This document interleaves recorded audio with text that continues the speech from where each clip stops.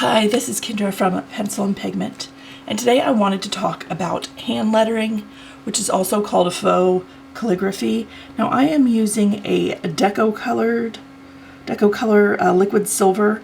This is the extra fine, and I find the smaller the tip, the easier it is to control, especially if you're doing something that is on nature. So I will link resources where you can print your own practice pages with the way the stylized guides are for angles and italicizing.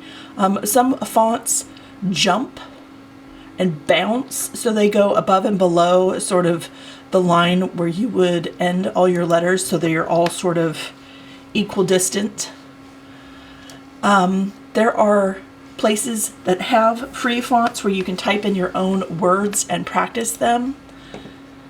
Let's see if I can do a letter here. I apologize for reaching over. Do a word that sort of bounces a bit. Oh, that one doesn't bounce. Let's see. Maybe the word people will bounce. Nope. But what faux calligraphy is it is alternating thick and thin lines. And if you are doing a no-buy and you want to practice on weird things, nature is really, really great. My favorite leaf is probably the magnolia. And you're basically just picking up your pen and you're sort of drawing the letters. That's what faux calligraphy is.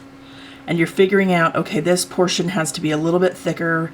This portion has to be a little bit thicker. When drawing on plants, be mindful of the veins. It will pull your ink. This portion has to be a little bit thicker. And you're basically illustrating letters is what you're doing. And it looks like calligraphy because it is all connected. This is a method for learning calligraphy. It may not be the best methodology for you. It depends what your long-term goal is. So if your long-term goal is to make calligraphy a business or get more interested in it, I would recommend going to your local library and picking up some books that will help you practice. There are some great creators, and I will link some videos by some wonderful artists that specialize in calligraphy. But I predominantly just do hand lettering. It is enough that it looks close enough, and I don't do it often enough. I do have one sketchbook where I have done it. Now you can calligraphy on fruit. This one says hello. Keep in mind that, oranges get peeled, so that's okay.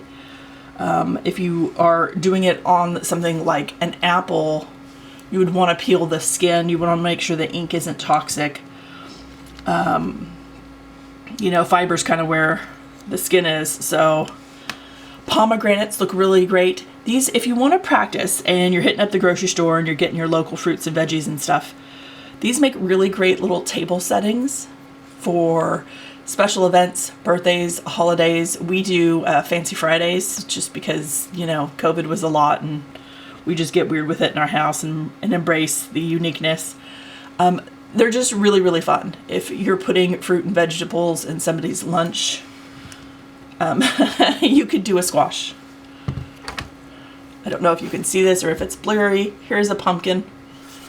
All these things work great. Seashells, eggs that are hard-boiled, anything, rocks, stones, anything could be, if you're doing this for like a wedding or anything could work that you find, especially if you just want to practice sort of on three-dimensional things. Maybe you have a friend that's getting married and you want to give a gift.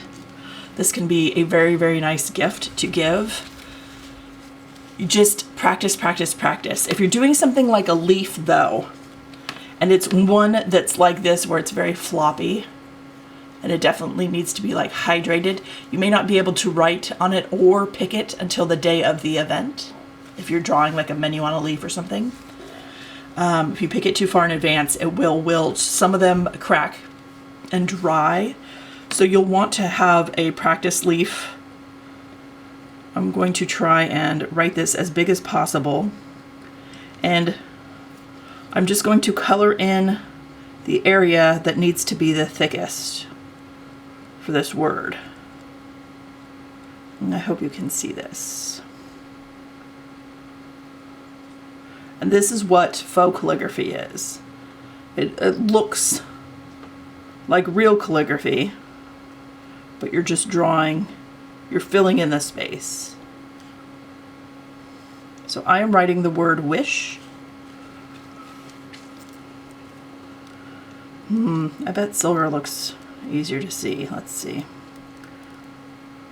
And there are different styles, there are different ways people do S's. A's are really interesting. You can do those a couple different ways. Same with G's.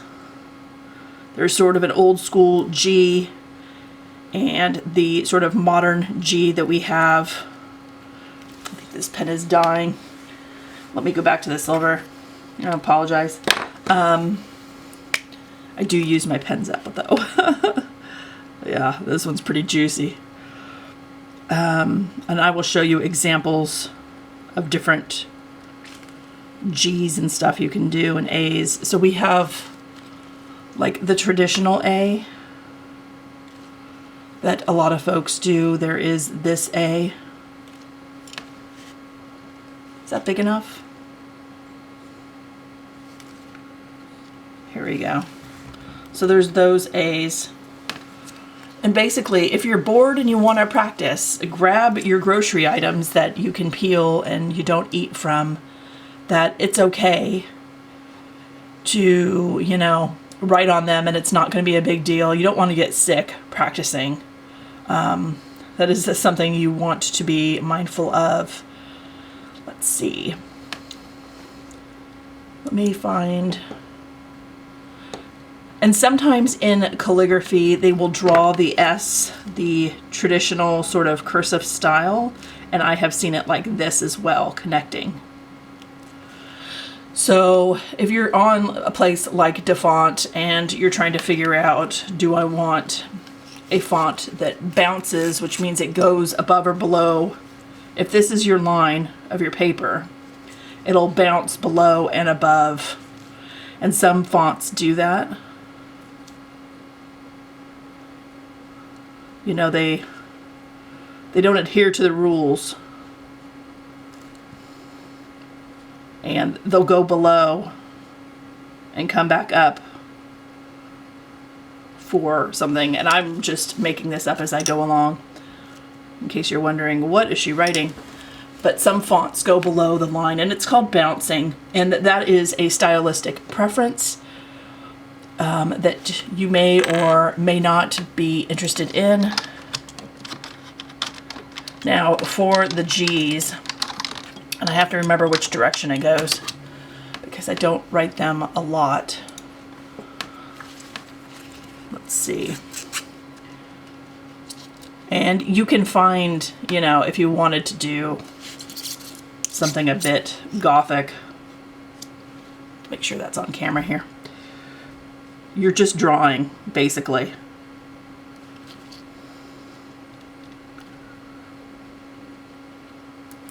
And again, I'm not, by any stretch of the imagination, a calligrapher, but sometimes it is fun for gifts and projects to do calligraphy.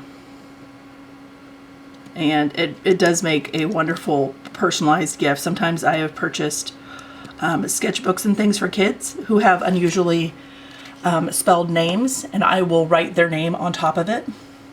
So it is customized for them, and they kids really enjoy that. It makes them feel seen. Let's see. Let me find a weird looking G. Wow, you know when you need a thing and you haven't saved it, and all right. So there's the G that looks like this. Okay, this is not going to work. Can you even see that? I apologize. Okay, let's see. we have the standard. Here it is. Okay. Let me get it right here. So it actually goes to the left, and it looks like this.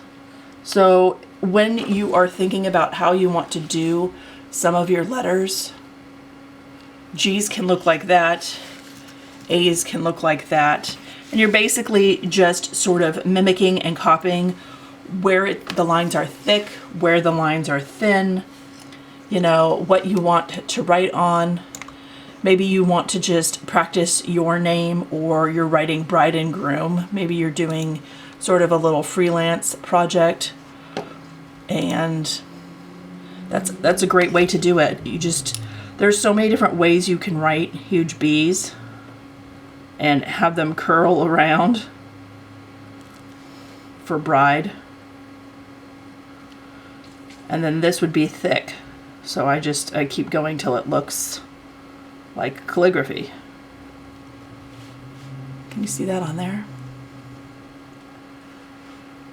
And some pens work infinitely better than others. And you have to figure out the spacing, which is where the practice comes in. And I have run into my hello, bride, hello. So I hope this gave you a couple ideas of how, if you're doing a no-buy, you can practice on other surfaces. I will link all the different free things that I know about that can get you jump-started. Hand lettering is a ton of fun. And it's just one of those things like learning how to write. It's just a lot of practice. So I hope you have a wonderful day, and I will talk to you later. Bye.